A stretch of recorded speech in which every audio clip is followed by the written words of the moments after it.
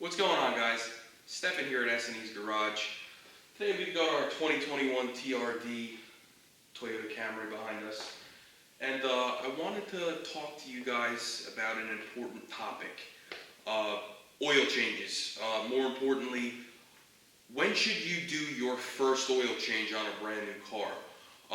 This is something that has been debated for years.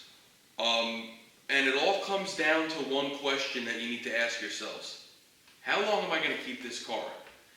If this is a car you're just leasing or you're going to keep for, 5-6 years, put maybe 80, 90,000 miles on it, wait until the manufacturer tells you to change the oil, whether that's 5,000 miles, 7,500, in this case, 10,000 miles. Just wait, do it then, and for the amount of time you have the car, you're going to be fine. Now, if you're the kind of person that loves your car, wants to drive it until the wheels fall off, and wants to get the most, reliability out of the car, you don't want to burn any oil, and, things like that, I do my first oil changes at under 1,000 miles. And I'm going to tell you why. When you have a brand new engine, you have a whole bunch of new parts mating together. You have your piston rigs, scrubbing the piston walls. Everything's kind of got to mate together. And when that's happening, it's going to shed metal. It's just going to happen. And most of that metal is going to, be dropped into the oil in that first 1,000 miles. And you're going to want to get that stuff out as soon as possible. Now you may say, hey, Stefan, my car's got an oil filter. What do I have to worry about that for? I'll tell you why right now. When you first start your engine, you're pushing about between 50 and 80 pounds of oil pressure, depending on the car. That oil filter can't handle that. So what does it do? It's got a bypass valve in it. That bypass valve opens, sends unfiltered oil, back into the oil pan and gets circulated through the engine. And the oil filter just can't keep up with the demand until the engine warms up and that oil pressure drops as the oil thins out. So there are going to be times when, yes, you're going to have unfiltered oil circulating through your engine. Now, your main bearings, your rod bearings, your camshaft bearings, things like that, they are kind of made to absorb some of that debris, and they're like a sacrificial layer, if you will. But why worry about that? You have a brand new car. If you want to keep it, change that oil first time 1,000 miles, and do 5,000 mile intervals for yourself to protect your investment. Because Toyota, Hyundai, Kia, Nissan, they have one thing in mind. They want their cars to have the lowest cost of ownership, because that's a perk for you and I, the buyer. How much is this car going to cost me to maintain while I own it? And the further they can push that envelope on how often you change your oil, the less it's going to cost you to own the car in their eyes. So they're going to try to push that limit as far as they can while still keeping the car reliable during the warranty. They don't care what happens to the car after the warranty. After 5 years or 60,000 miles with this, they'll wipe their hands clean. Hyundai, 10 years, 100,000 miles. See you later, your car. So I'm going to put some pictures up of several vehicles that I've done first oil changes on at around 5,000 miles. And you'll see they're cartridge filters, and inside of that cartridge you can just see all of the metal that filter pulled out of the oil.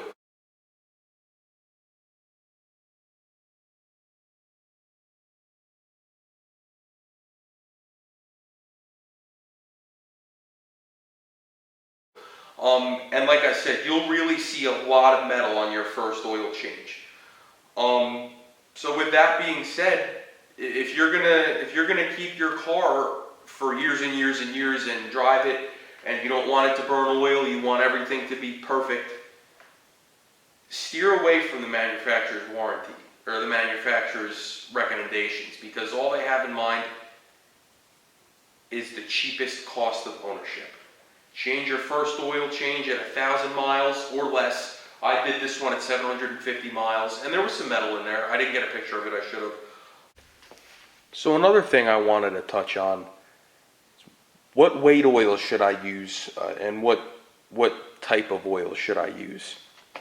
Your car's going to tell you what kind of weight of oil it wants you to use right there, either right there on the radiator, or it's going to tell you on your oil cap. Now here's why it's important to stick with your manufacturer's recommendations as far as weight of the oil. All new cars, I don't care who makes them, are equipped with some sort of variable valve timing system. It's just the way of the world now. And that variable valve timing setup uses oil pressure to either advance or retard your camshaft timing on both your intake and exhaust cams. Now these cars are calibrated to work correctly on a specific weight of oil that the manufacturer recommends. If you start changing that weight of oil, you're going to change the oil pressure characteristics of the engine, and it can potentially cause problems. I've seen these cars, not these Toyotas, but I've seen Hyundais throw timing codes because people are putting thicker oil in there with the mindset, oh, thicker oil is going to protect better. No, that's not true. These cars have such tight tolerances now that they need that thinner oil to get into those spots where thicker oils can't get to. And like I said, it can potentially cause variable valve timing issues if you run too thick of an oil. Now, quality oil. I don't personally buy into this whole AMSOIL or Redline or any of that crazy oil. I get my oil at Walmart. I usually use Castrol Edge or Mobil 1, whichever's on sale, because I don't push the envelope with that oil. It's out of my engine at 5,000 miles, whether it's clean or not, and there's fresh oil in there. Every single car I've owned, I've done that way, and I've never had one engine problem. And listen, I'm not easy on cars. This thing sees Redline at least once a day. So as long as you run a decent quality synthetic oil, for example, OW20, that's what this car takes. You can't get that in regular oil. It's got to be synthetic. So don't waste your money spending all this money on AMSOIL and running 15,000, 20,000 mile intervals, because I don't care what people say, there's no oil that can last that long and protect adequately. Just get your Walmart oil, like I said, Castrol Edge, Mobil 1, Pennzoil, any of the main brands. Get their synthetic oil, run it, change it at 5,000 miles, boom, done. What does it cost you? About maybe 40 bucks. This oil change probably cost me about $45 with 6 quarts of oil and a Toyota oil filter. And that's another thing. Always use an original equipment oil filter, because the manufacturer knows best when it comes to filtration. They have specific bypass, springs that let the filter bypass at a certain pressure, like I mentioned earlier. They usually have the best filtration media and the most surface for filtration. And they're just better filters. For example, with a Hyundai, the 2011 to 2014 Elantras, if you use an aftermarket oil filter, you can actually starve the engine of oil, and when you first start the car, you'll hear that timing chain rattle away because it's taking so much longer for that engine to build pressure and shoot that hydraulic tensioner out. So there's a service bulletin on it to warn customers against that. So quality oil, quality filter, change it at 5,000 miles, do your first oil change at 1,000 miles, you will never have an engine problem with your car, as long as you take care of it and you're not sitting there beating the hell out of it every day. But with that said, thank you for watching. Please consider liking, sharing, and subscribing. It really does help. And we'll see you on the next one.